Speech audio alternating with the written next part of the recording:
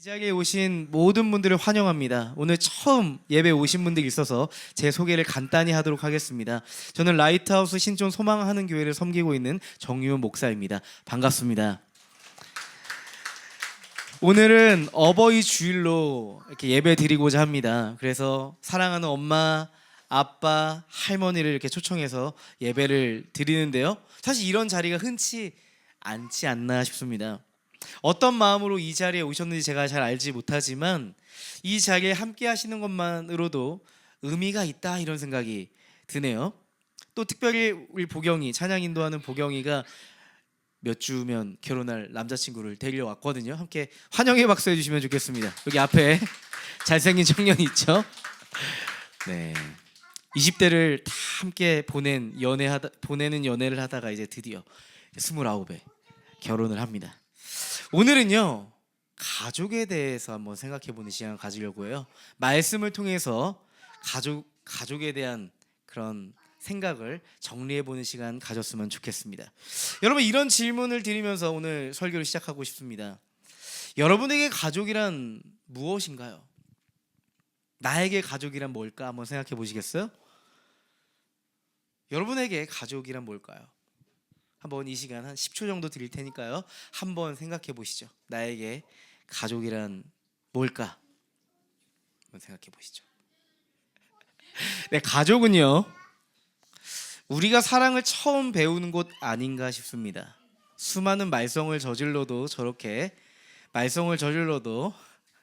오래 참고 용납하고 용서하고 끝까지 사랑하는 게 가족이 아닌가 싶어요.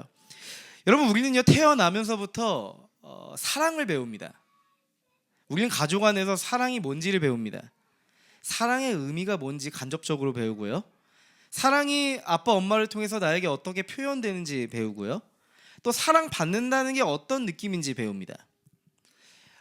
부모의 사랑을 보면서 희생이 뭔가, 헌신이 뭔가에 대해서 알게 됩니다. 누가 가족은 이래야 돼, 사랑은 이런 거야 가르쳐주지 않아도 우리는요, 엄마의 사랑, 아빠의 사랑, 할머니의 사랑, 할아버지의 사랑, 가족의 사랑을 통해서 우리는 사랑을 배웁니다. 그리고요, 놀랍게도 우리가 이제 어른이 되어서 가정을 이룰 때쯤이 되면 우리는 아빠, 엄마처럼 사랑을 하게 됩니다. 아빠의 언어, 엄마의 언어가 내 사랑의 언어가 되어서 나의 사랑하는 배우자와 함께 살아가게 되죠. 그래서 내가 아빠처럼 얘기하고 엄마처럼 얘기하는 나를 보고 아빠처럼 사랑하고 엄마처럼 사랑하는 나를 발견할 때가 있죠. 부모에게 사랑을 받은 만큼 우리도 사랑을 주면서 살아가는 겁니다. 그런데 여기에 한 가지 역설이 있죠. 역설이 있습니다. 여러분, 가정에서 깊은 사랑을 배운다는 건 가정에서 깊은 상처도 받을 수 있다는 걸 의미하거든요. 여러분, 가벼운 관계에서는 깊은 상처가 생기지 않습니다. 조금의 상처는 생기지만 깊은 상처가 생기진 않습니다. 우리가 가족 안에서 서로 상처를 받는다는 건 그만큼 우리 가족이, 그 사람이 나에게 중요하고 소중하다는 뜻 아닐까 싶습니다. 내가 기대하는 관계, 사랑하는 관계가 나에게 상처를 줄 수 있다는 겁니다. 사랑하기 때문에 상처는 생길 수밖에 없습니다.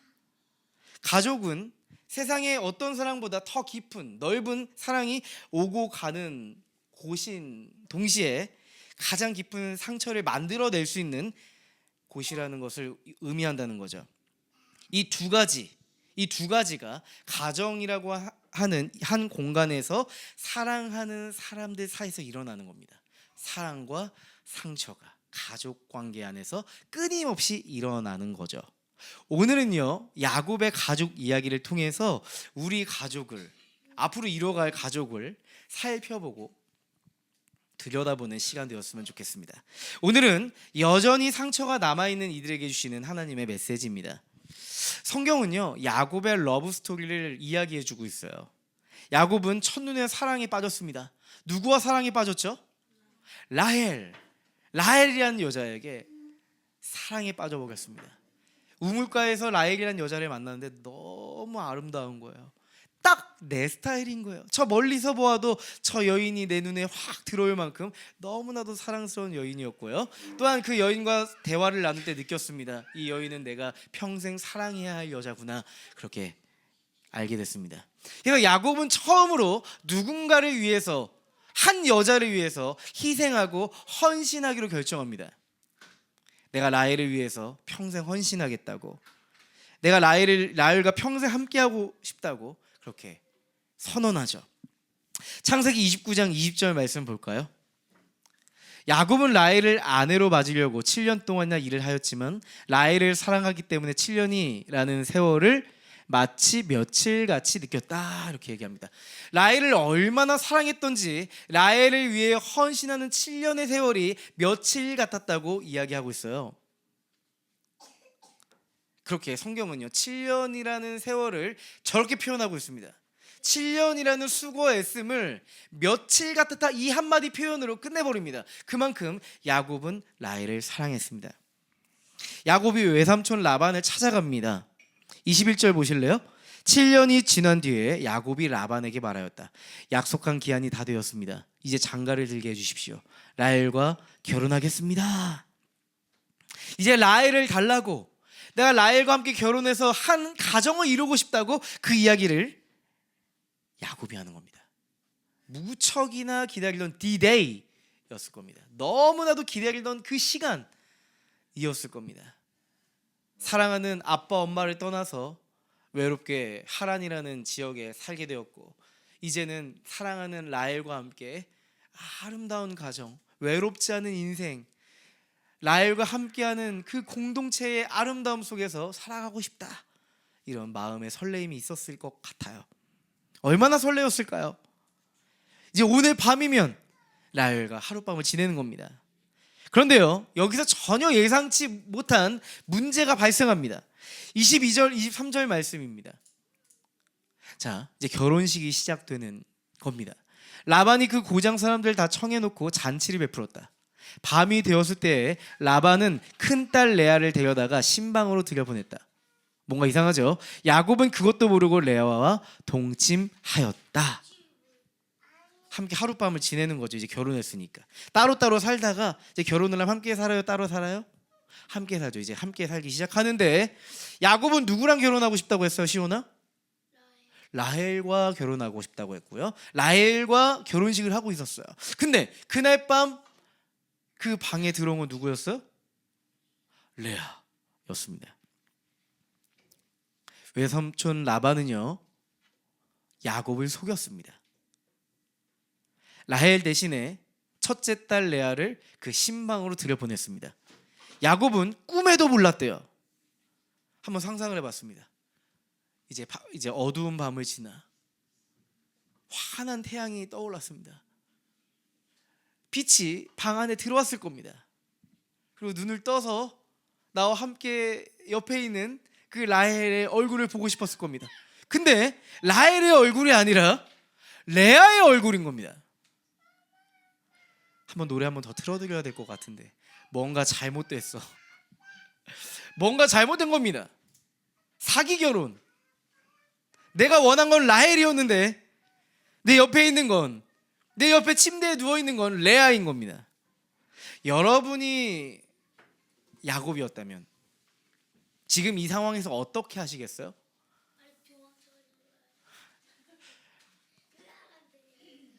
으악, 안 돼. 난 라헬과 결혼해야 돼 하고 시온이 뛰쳐나가겠대요. 억장이 무너질 것 같은 심정 아니겠어요? 그렇죠? 어쩌면 누군가는 한 성격 하시는 분들은 분노가 치밀었을 겁니다. 내가 사기 결혼을 당했구나 싶어서 당장 외삼촌 찾아가서, 외삼촌이지만 멱살을 잡았을지 모르겠습니다. 창세기 29장 25절에 보면요 이렇게 써있죠. 이 상황에 대해서 성경은 자세하게 묘사하고 있어요. 아침이 되어서 야곱이 눈을 떠보니 레아가 아닌가. 야곱이 라반에게 말하였다. 외삼촌께서 저에게 이러실 수가 있습니까? 제가 그동안 라헬에게 장가를 들려고 외삼촌 일을 해드린 게 아닙니까? 외삼촌께서 왜 저를 속이셨습니까? 외삼촌, 어떻게 저에게 이러실 수 있어요? 우리가 남이에요? 혈육인 저에게 어떻게 이렇게 속이실 수가 있어요? 제가 삼촌을 위해서 7년이나 일했다는 거 다 아시잖아요. 어쩜 저에게 그렇게 하실 수가 있어요? 거짓과 속임수가 일어난 겁니다. 여러분, 이 장면을 보면요, 한 가지 장면이 떠오르지 않으세요?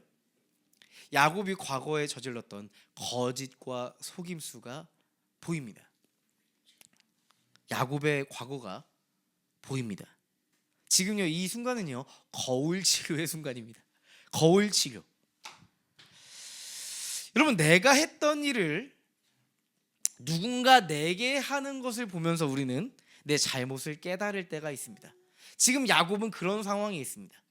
내가 과거에 저질렀던 거짓과 속임수가 지금 외삼촌을 통해 나에게 투영되고 있음을 느끼는 순간입니다. 야곱은 이런 생각을 했을 것 같아요. 운명의 장난 같다 생각했을 겁니다. 여러분이 야곱이라면 어떻게 이 상황을 받아들이시겠어요? 내가 이전에는 속이는 자의 삶을 살았는데 결국 속임을 당하는 자가 되고 말았구나. 결국 내 허물과 죄악이 내게로 다시 부메랑처럼 슉슉슉슉 해서 돌아왔구나. 이런 생각이 들지 않으시겠어요? 외삼촌의 속임수에 된통 당하는 순간 나의 과거의 그 어두운 삶을 들여다볼 수밖에 없었을 겁니다. 여러분 잘 아시잖아요. 야곱은 형 에서를 속였고 아버지 이삭을 속였습니다. 그날이 떠올랐을 겁니다. 역지사지의 심정으로 형과 아버지가 얼마나 배신감에 치를 떨었을지 그날에서야 비로소 깨달았을 겁니다. 야곱은 그날 아침 절실하게 깨달았습니다. 가족에게 배신당한다는 게 무엇인지 알게 됐습니다. 모든 기대가 와르르르르르르 무너진다는 게 무엇인지 알게 됐습니다. 믿었던 가족에게 속는 게 얼마나 치명적이고 아픈 상처인지 알게 됐습니다. 선명하게 말이죠. 여러분, 저는 오늘 이 본문을 살펴보는데요, 우리 인생이 그런 것 같다 생각이 들었어요. 하나님은 꼭 이런 순간들을 맞이하게 하십니다. 하나님은요, 지금의 상처를 통해서 과거에 내가 준 상처를 보게 하시는 순간이 있습니다. 넘겨주세요. 네, 하나님 꼭 그런 순간들을 맞이하게 하십니다. 지금의 상처를 통해서요, 과거에 내가 준 상처를 보게 하시는 순간이 있습니다. 하나님은 지금의 처절한 상처를 통해 과거의 아픔을 보게 하실 때도 있습니다. 내가 상처 준 아버지 이삭과 형 에서의 마음에 처절하게 공감하게 되는 순간이었죠, 야곱에게. 여러분, 이 시간은요, 다시 한번 하나님이 우리에게 상처를 주는 시간이 아닙니다. 이 상처를 성숙으로 바꿔가기 위한 시간입니다. 나의 허물, 연약함, 죄악을 직면하면서 하나님과 함께 이 상황들을, 이 상처들을 정직하게 해결하기를 원하시는 겁니다. 야곱은요, 가족들에게 상처 준 이 상처를 해결할 수 있는 시간을 마주하고 있습니다. 야곱은 표면적으로는 외삼촌 라반에게 속임수를 당한 것 같고 사기를 당한 것 같이 보이지만 하나님의 눈으로 한번 보실까요? 하나님의 눈으로 보면 과거의 나의 거짓과 속임수를 회개하며 돌이킬 수 있는 시간을 맞이하고 있습니다. 나의 과거의 상처를 해결할 수 있는 시간을 갖고 있습니다. 야곱은 너무나도 억울했고 배신감에 치를 떨었지만 생각보다 훌훌 털어버리고 야곱은 다짐합니다. 어떤 다짐인지 아세요? 내가 라헬을 위해서 7년을 더 일할 거야, 이런 생각을 합니다. 30절 말씀 보실래요? 야곱이 라헬과 동침하였다. 야곱은 레아보다 라헬을 더 사랑하였다. 그는 또다시 7년 동안 라반의 일을 하였다. 이렇게 얘기합니다. 내 지난 과거의 상처, 내가 우리 가족을 속였고 아버지를 실망시키고 내 형을 실망시키고 결국 가족을 떠나야 했던 그 과거를 떠올리면서 다시 내 삶을 돌이키고 싶었을 겁니다. 다시 내가 라헬을 위해 7년 동안 일하면서 내가 대가를 지불한다는 생각을 가지고 십자가의 길은 아니지만 외삼촌 라반을 위해 7년을 일하리라 이렇게 생각했을 겁니다. 또 약간 남자들은 이런 느낌 아닐까? 군대를 재입대하는 느낌? 뭐 이런 느낌일 것 같아. 가끔 군 전역하고 나서 꿈에서 재입대하는 꿈 꾸면요, 빨리 꿈을 부셔버리고 싶습니다.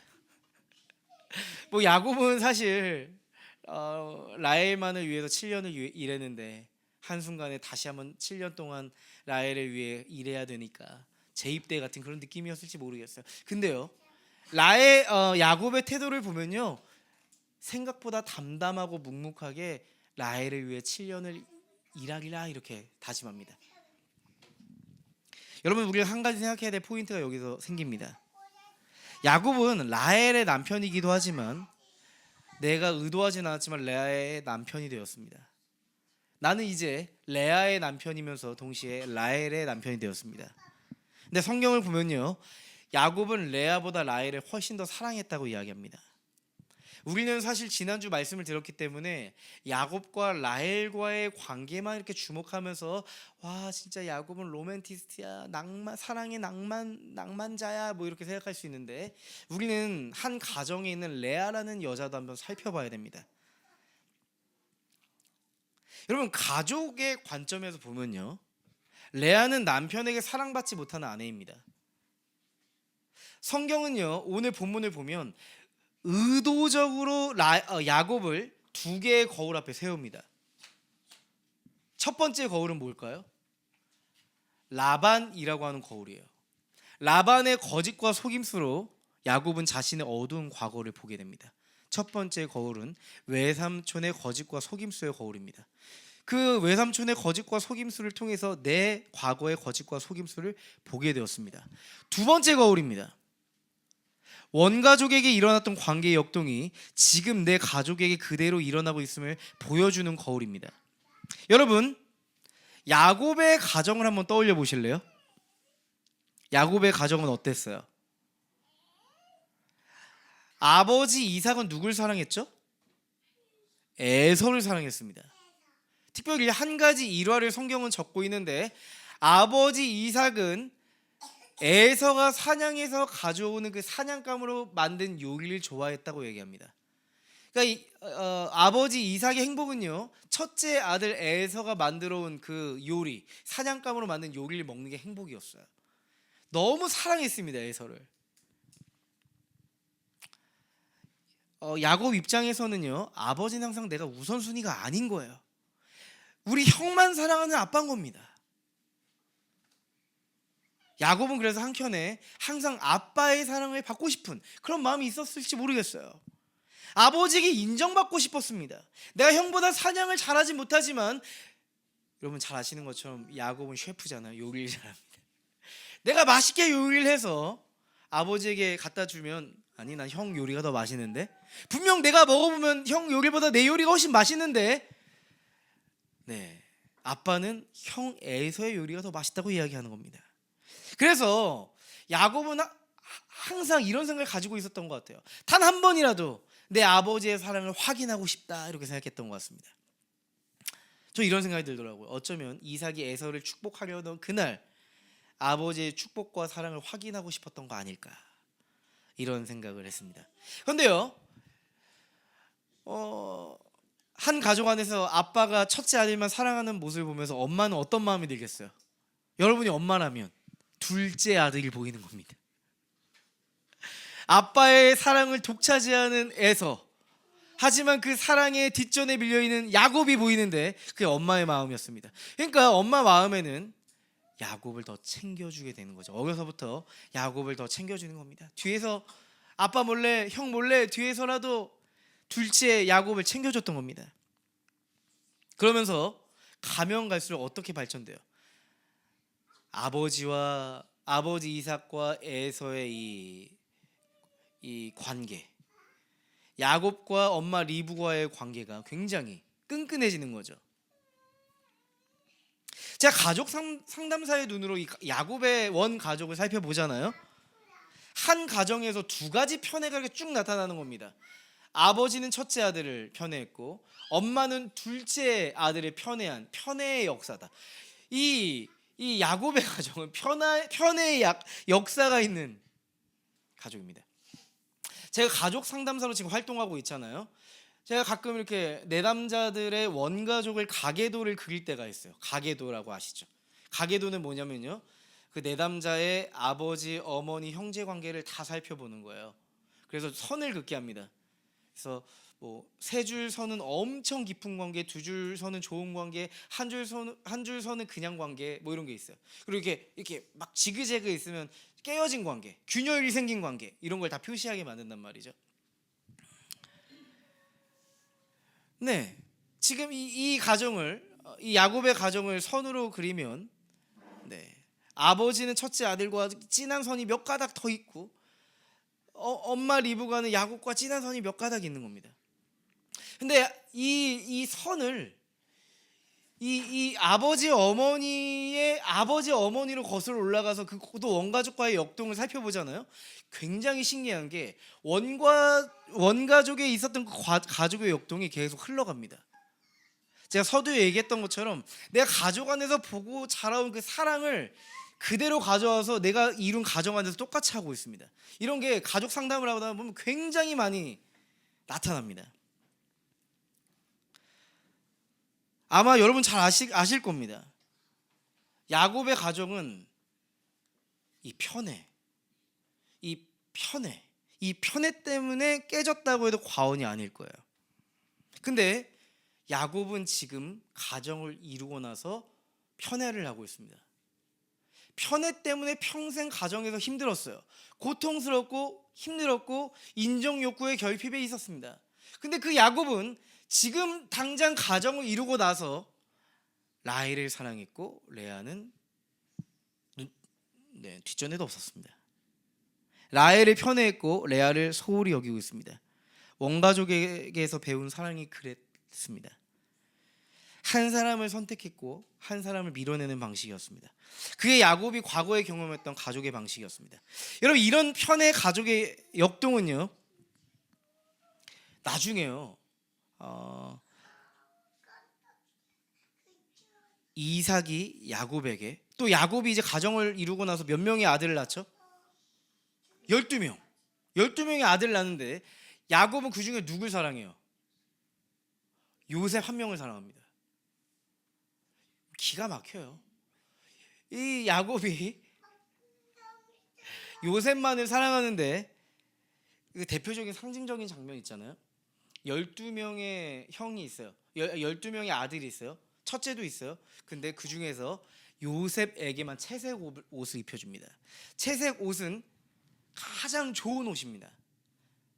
가장 고급스러운 옷입니다. 그 옷을 요셉에게 입혀줄 정도로 요셉만을 편애합니다.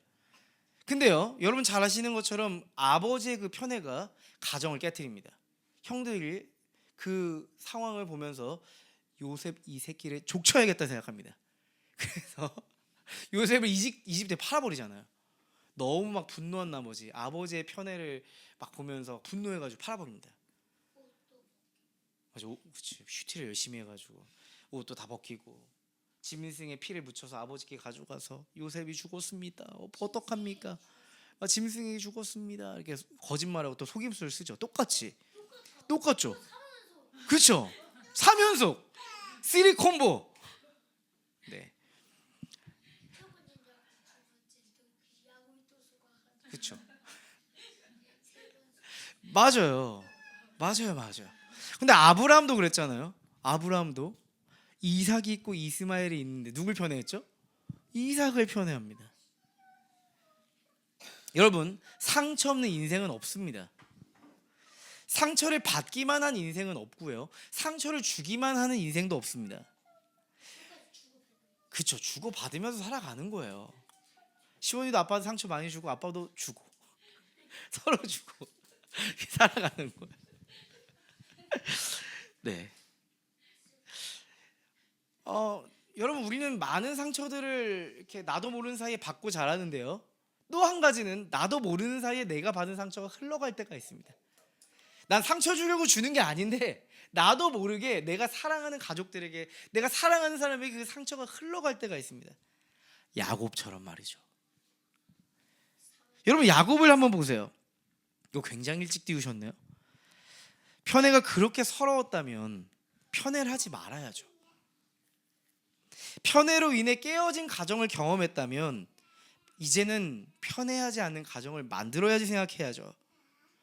레아는 원하지 않았던 내 아내였지만, 야곱은 레아를 선택한 적이 없지만 그래도 레아가 내 아내가 되었으니 레아와 행복하게 살아야죠. 그런데 야곱은 레아를 외면했습니다. 편애가 싫었던 사람이 편애를 하는 사람이 되었습니다. 상처가 싫었던 사람이 상처를 주는 사람이 되었습니다. 여러분, 이것이 해결되지 않는 상처의 본질입니다. 여러분, 이게요, 야곱만 그래요? 우리 인생도 그렇지 않나 싶어요. 내가 정말 싫어하는 그것을 내가 할 때가 있습니다. 상처받는 것이 너무나도 싫은 내가 상처를 주는 사람이 될 때가 있습니다. 이게 해결되지 않은 상처의 되물림이 일어나는 거예요. 내가 원하지 않아도 반복되는 겁니다. 난 그렇게 살지 않을 거야 생각해도 무의식적으로 행동하게 되는 겁니다. 그만큼 원 가족에서의 관계 경험이 새로운 가족을 이루고 형성하는데 엄청난 영향을 줍니다. 여기서 우리는 중대한 사실 한 가지를 발견할 수 있습니다. 내 안에서 해결되지 않은 상처는 언제든지 사랑하는 이들에게 흘러갈 수 있다는 사실입니다. 내 안에 해결되지 않은 그 상처가 언제든지 사랑하는 이들에게 흘러갈 수 있다는 겁니다. 그래서 우리에게 그 상처를 하나님 앞에 가져가는 시간이 필요합니다. 질문 드리고 싶습니다. 여러분은 과거의 상처를 해결하면서 지금까지 살아오셨나요? 인생을 살아가다 보면 많은 상처들이 생기기 마련이죠. 성품이 좋아도, 남들이 보기에 아무런 문제가 없는 가정에서 살아왔을지라도 상처가 왜 없겠어요? 그 과거의 상처들이 하나하나 다 있죠. 그 과거의 상처들을 하나하나 해결하면서 지금까지 오셨나요? 아니면 여전히 그 상처를 해결하지 못하고 사랑하는 이들에게, 가족들에게 그 상처를 흘려보내며 살아가고 계시나요? 우리는 날마다 내 안에 깊이 새겨진 상처를요, 하나님 앞에서 다뤄가는 시간을 가져야 됩니다. 그렇지 않으면 그 상처는 언제든지 사랑하는 가족들에게 흘러가고 표출될 겁니다. 그리고 사랑하는 가족들에게 전달된 상처는요, 또다시 나에게 그게 부메랑처럼 돌아오는 거예요.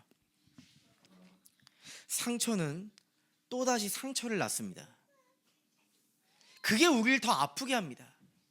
단회적인 상처가 우리를 아프게 하는 게 아니라 내가 준 상처가 다시 나에게 돌아와 상처를 준다는 게 더 아픈 겁니다. 그때 우리 이런 생각을 하게 되죠. 나의 상처가 되물림되고 있구나.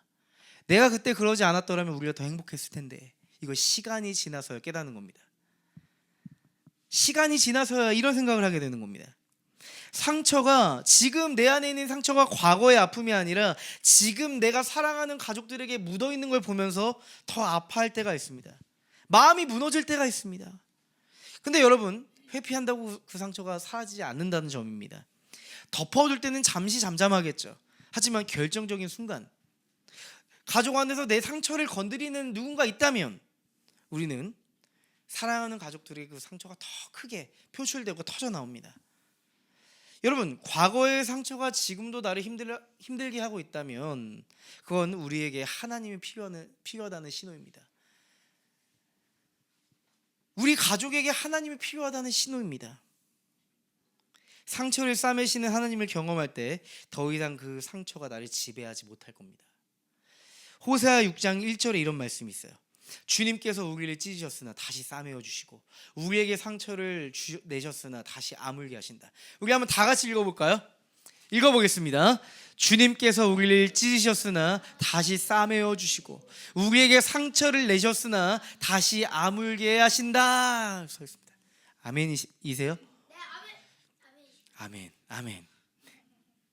왜 하나님은 우리 가정에 이런 상처를 주신 거야? 이런 아픔을 주신 거야? 내 인생에 이런 아픔을 주신 거야? 왜 나에게 이런 상처를 주시는 거야? 라는 생각이 들 때가 있어. 너무 힘들면, 그 상처의 아픔이 너무 크면 그런 생각이 듭니다. 하지만 오늘 말씀을 기억하세요. 하나님은 우리를 찢으셨으나 다시 싸매어 주실 것이다. 우리에게 상처를 내셨으나 다시 아물게 하신다. 이 말씀을 여러분의 마음에 새기셨으면 좋겠습니다. 여러분, 야곱이 보지 못한 장면이 있습니다. 지금 야곱의 눈에 누구만 있어요? 라헬만 있습니다. 레아는 야곱의 가족이었지만 야곱의 마음에 레아가 없었습니다. 여러분, 근데 여기서부터가 중요해요. 하지만 하나님의 마음에 레아가 있었습니다. 31절 말씀 보실래요? 주님께서는 레아가 남편의 사랑을 받지 못하는 것을 보시고 레아의 태를 열어주셨다. 라헬은 임신을 하지 못하였으나. 써 있습니다. 갑자기 굉장히 인간적인 이야기, 그냥 가족의 이야기가 막 발생되다가 갑자기 주님께서는 하면서 하나님이 등장하십니다. 그 전까지는 그냥 인간의 사랑 이야기처럼, 인간의 가족 이야기처럼 등장하던 이야기에서 갑자기 느닷없이 31절에 레아의 이야기와 함께 주님께서는 하면서 시작합니다. 우리는 여기에 주목해야 됩니다. 여러분, 히브리어 원문을 보면요, 여기 사랑받지 못함을, 너무 빨라요. 네, 사랑을 받지 못하는 것을 보시고라고 써 있죠. 사랑을 받지 못함이라고 하면은 좀 뭔가 이렇게 뭐라고 해야 될까요? 엄청 부정적인 느낌은 아니에요. 근데 원어는 굉장히 부정적인 느낌의 단어입니다. 쉬누아라고 하는 단어예요. 쉬누아. 미움받았다라는 단어입니다. 사랑받지 못했다가 아니라 미움받았다입니다. 그렇죠. 남편 야곱이 봤을 때 레아를 볼 때마다 미운 거예요. 꼴보기 싫은 겁니다. 너무 싫은 겁니다. 그게 히브리어 쉬누아입니다. 근데 중요한 건 뭐예요? 하나님은 야곱이 레아를 미워했고 싫어하고 있었음을 알았다는 겁니다.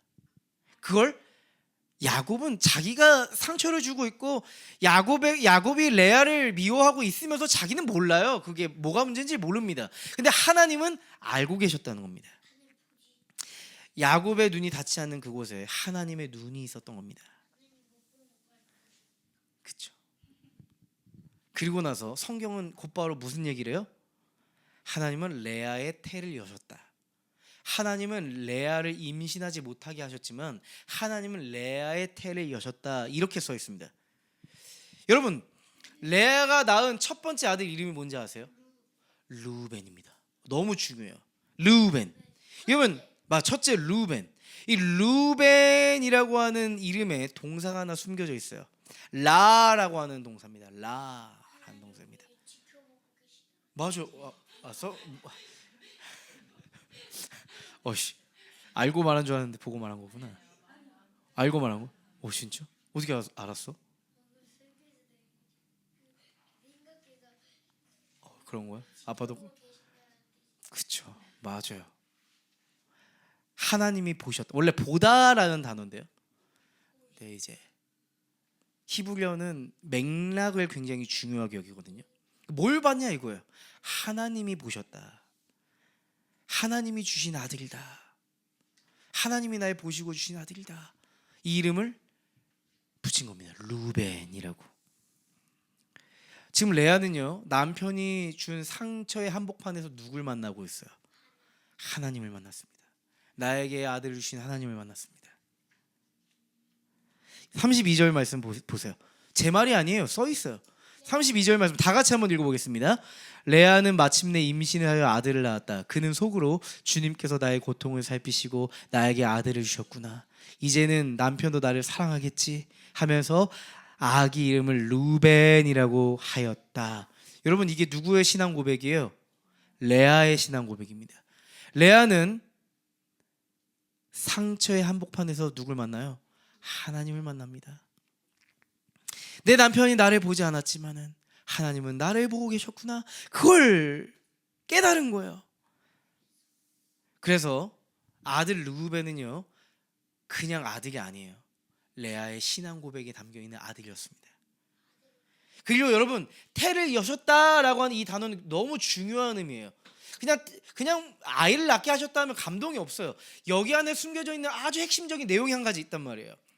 여러분, 히브리어에서 테라고 하는 히브리어는요, 레헴이라는 단어입니다. 레헴. 그렇죠? 여러분, 근데 테라고 하는 레헴이라고 하는 단어와 긍휼이라고 하는 라하밈이라고 하는 이 두 단어는요, 같은 뿌리에서 나오는 단어입니다. 테, 여자의 자궁과 라하밈, 하나님의 긍휼은 같은 어근이에요.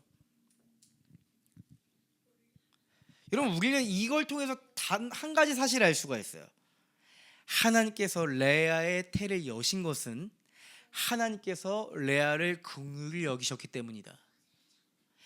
레아의 태가 열렸던 것은 하나님께서 레아를 긍휼히 여기셨기 때문이다. 좀 더 와닿게 표현해 드릴까요? 하나님의 태 안에 레아가 담겨 있었던 겁니다. 여러분, 태 안에 담겨 있다는 것은 엄마와 아기가 붙어 있어 떨어져 있어, 임신하고 있을 때. 그렇죠? 내 내장의 하나인 거예요. 내 인체의 일부인 겁니다. 하나님은 레아를 그렇게 여기셨다는 겁니다. 긍휼은 그냥 내가 널 불쌍히 여길게, 이 정도가 아니라 한 몸처럼 여기셨다는 겁니다. 내 자궁 안에 레아를 붙여놓고 레아의 신음과 고통 소리를 듣고 하나님도 고통스러워하고 신음소리를 냈다는 겁니다. 맞죠? 그게 하나님의 긍휼을 의미합니다. 여러분, 저는 이 부분을 통해서 하나님이 얼마나 레아를 긍휼히 여기시고 상처를 싸매시고 품으셨는지 전 느낄 수 있었습니다. 여러분, 우리에게 여전히 남아있는 상처가 있으신가요? 여러분, 하나님의 라함임의 은혜가 있습니다. 하나님은 우리를 태 속에, 하나님의 자궁 속에 품고 계십니다. 그냥 하나님은 방관자처럼 우리 인생의 고통과 상처를 보시는 분이 아니에요. 방관자가 아니세요. 하나님은 하나님의 태 속에 우리를 품고 계십니다. 우리가 아파할 때 하나님은 그 아픔을 느끼시는 분입니다. 우리가 태동할 때 엄마는 그 태동을 느끼며 자녀가 살아있음을 느낍니다. 우리가 슬픔에 아우성치며 태동하고 있을 때 하나님은 그 배를 만지며 괜찮다, 내가 너와 함께 있다 말씀하실 겁니다. 여러분, 그래서 우리에게 소망이 있는 거예요. 하나님의 긍휼, 라함임의 은혜가 우리 안에 있기 때문에, 하나님의 긍휼이 있기 때문에 우리는 상처에 사무치지 않고 그 상처를 보듬고 싸매시는 하나님의 긍휼을 경험하는 겁니다. 저도 자녀를 키우면서 저의 연약함과 부족함을 느낄 때가 있습니다. 여전히 제 안에 해결되지 않은 상처가 자녀들에게 흘러가는 것만 같다라고 생각이 들 때가 있습니다. 그런데 이렇게 잘 보잖아요. 이 삼남매를 보면, 어느새 잠들었네요, 셋째가. 막 떠들다가 피곤해서 그랬나 봐요. 이 삼남매가 너무 아름답게 잘 자라주고 있습니다. 저는 완벽한 아빠가 아닌데, 저는 완전한 사랑을 줄 수 있는 아빠가 아닌데, 이 세 자녀들은 제가 준 사랑보다 훨씬 크게 잘 자라주고 있습니다. 하나님의 라함임 안에서, 나의 태 안에서 자라는 자녀들이 아니라 하나님의 라함임, 하나님의 그 태 안에서 우리 삼남매들이 너무 잘 자라고 있구나라는 생각을 합니다. 나의 상처가 가정을 망가뜨리지 않고 하나님의 긍휼이 우리의 가정을 세워가고 있다는 것을 느낍니다. 절실하게 느낍니다. 여러분 야곱의 가정을 보면 뭐가 느껴지세요? 야곱의 편애가 빚었던 이 가정의 불행을 하나님은 싸매시고 고치고 계십니다. 하나님은 수습하고 계십니다. 하나님은 특별한 사랑을 가지고 레아에게 다가가셨습니다. 그리고 아까 레아의 고백 보셨어요? 이제 남편도 나를 사랑하겠지. 이전까지는 소망을 잃어버렸을 거예요. 남편 라헬밖에 몰라, 나에게 올 사랑은 없어, 무척이나 비관적이고 소망 없는 생각에 사로잡혀 살아갔을 겁니다. 그러다가 현대적으로 얘기하면 우울증에 걸려 생명을 포기하고 싶어 라고 생각할 수도 있겠죠. 하지만 여러분, 하나님의 사랑을 받는 레아, 어떤 소망이 있어요? 남편도 날 사랑해 주겠지, 우리의 가정에 소망이 있어, 이런 표현 아니겠어요? 다시 우리의 가정이 행복해지겠지, 남편의 사랑이 나에게 있겠지, 이런 고백을 하잖아요. 그렇죠? 여러분, 우리는 야곱처럼 온전하지 못한 모습이 있습니다. 저에게도 그런 모습이 있습니다. 하지만 하나님은 라함임의 은혜로 우리의 가정을 돌보실 거예요. 제가 한 가지 퀴즈를 드릴게요. 예수님은 라헬을 통해 오셨을까요? 레아를 통해 오셨을까요? 확실한가요? 라헬이에요? 레아예요? 레아예요? 맞습니다. 여러분, 우리가 생각했을 때 야곱이 편애하는 라헬을 통해서 유다 지파가 나오고 다윗의 후손이 나오고 예수 그리스도가 올 것이라고 생각하시죠? 인간적인 눈으로 봤을 때 주류는 라헬이거든요. 그런데 여러분, 놀랍게도 레아에게서 유다 지파가 나옵니다. 또한 제사장 직분을 맡은 레위도 나옵니다. 그리고 유다 지파로부터 여러분이 잘 아시는 다윗 왕이 나오고요. 다윗의 후손에서 예수 그리스도가 나오십니다. 놀랍죠? 여러분, 우리가 지금 겪고 있는 이 상처가 하나님의 역사를 막지 못합니다. 하나님은 우리가 상처 안에 있을지라도 하나님은 하나님의 일을 하시는 분입니다. 여러분, 그거 아세요? 사실 하나님은 누구보다 큰 상처를 안고 살아가신 분이었습니다. 하나님은 자신이 낳으신 자녀들에게 버림당한 상처를 받으신 분입니다. 여러분, 인생의 가장 큰 상처는 뭘까? 내가 내 생명을 다해서 낳은 자녀에게 배신당하고 버림당하는 거일 겁니다. 그런 경험을 해보기는 어려운 일이지만 내가 사랑하는 자녀에게 버림당했다 생각한다면 그거보다 큰 상처는 없을 겁니다. 근데 하나님은 그 상처를 경험하신 겁니다. 수없이 자녀들을 되찾으려 손을 내밀었어요. 외면당했습니다. 무시당했습니다. 하나님의 손 내밈은 하나님의 자녀들에게 완전히 외면당했습니다. 하나님이 여전히 그 상처를 지니고 계십니다. 그 상처의 흔적을 가지고 계십니다. 그런데 하나님은 포기하지 않았어요. 하나님은 내 자녀와 단절된 그 관계를 회복시키고 싶었습니다.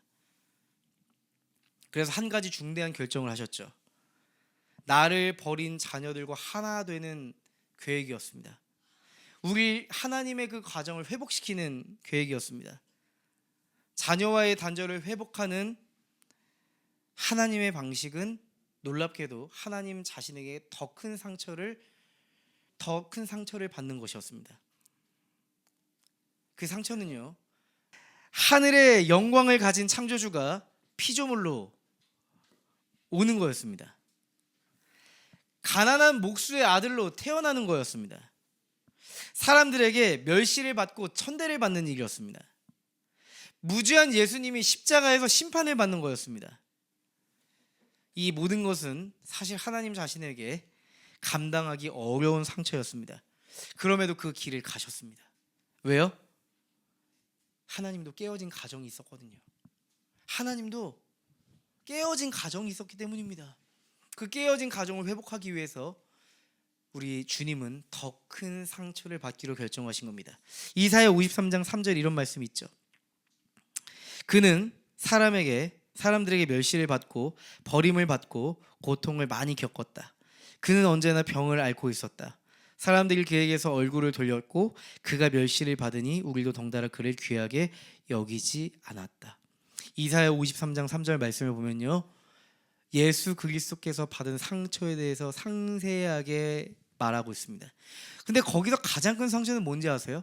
사람들에게 멸시받는 거? 사람들에게 버림받은 거? 아닙니다.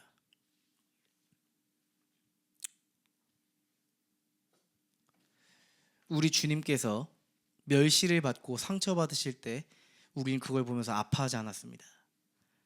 그를 귀하게 여기지 않았다. 그게 더 큰 상처였을 겁니다. 우리의 부모이신 하나님께서 상처받고 있을 때 우리는 그걸 보면서 어떻게 나를 낳으신 하나님께서, 나를 빚으신 주님께서 나 때문에 고통받고 있다 여기지 않고 덩달아서 그 주님을 귀하게 여기지 않았다고 합니다. 이게 더 큰 상처 아닐까요? 사랑하는 가족에게 외면당한다는 거, 이거보다 더 큰 상처는 없을 겁니다. 여러분, 우리의 모든 것을 해결하실 예수님은요, 큰 상처를 경험하신 분이에요. 우리가 겪었던 어떤 상처보다 더 큰 상처를 경험하신 분입니다. 그 상처를 통과하신 분입니다. 오늘 말씀하고 있죠. 야곱이 끊지 못한 것을 예수님이 끊으셨습니다. 세대에서 세대로 건너가는 상처의 고리들, 가족의 문화들을 끊으십니다. 받은 상처로, 내가 받은 상처가 너무 커서 상처를 줄 수밖에 없는 우리 인생의 한계가 있죠. 사랑할 수 없는 그 한계가 있죠. 근데 예수님께서 그 상처들을 싸매시면서 더 이상 그 상처로 가정을 빚어가지 않도록 도우십니다. 야곱처럼 살아온 우리 인생이잖아요. 내가 반복해온 것들, 사랑했는데 상처 준 것들, 여러분 그 상처들을 예수님께 가져가 보세요. 그 십자가 앞에 그 상처를 가지고 나아가 보세요. 야곱과 함께 하셨던 하나님, 레아와 함께 하셨던 하나님이 우리의 기도를 들으시고 상처를 싸매어 주실 겁니다. 여러분 안에 해결된 그 상처는 여러분의 가정을 더 행복하게 만들 겁니다. 평생을 걸려서라도 우리의 존재를 빚어가실 겁니다. 레아처럼 살아가셨던 분 혹시 계세요? 보이지 않는 그 상처의 흔적들이 있으세요? 버림받은 느낌이 여전히 여러분에게 있어요? 하나님이 그 아픔을 다 아십니다. 예수님은 몸소 그 아픔의 자리, 그 상처의 자리에 있으셨으니까요. 나에게 여전히 상처가 있어도 괜찮습니다. 우리와 함께 상처를 통과하신 예수 그리스도가 있기 때문입니다. 우리의 상처를 회복시키신 분, 회복시킬 수 있는 분이 바로 예수님이십니다. 여러분 그걸 기억해 주셨으면 좋겠어요. 우리 옆에 있는 분들 한번 손 한번 잡아주시겠어요? 옆에 있는 분 한번 손을 잡아주세요. 이렇게 따뜻하게 이야기해 주시죠. 예수님이 당신을 사랑하셔, 이렇게 얘기해 주세요. 당신이라고 하지 마시고 호칭은 적절하게 해주세요. 예수님이 당신을 사랑하셔, 이렇게 얘기해 주세요.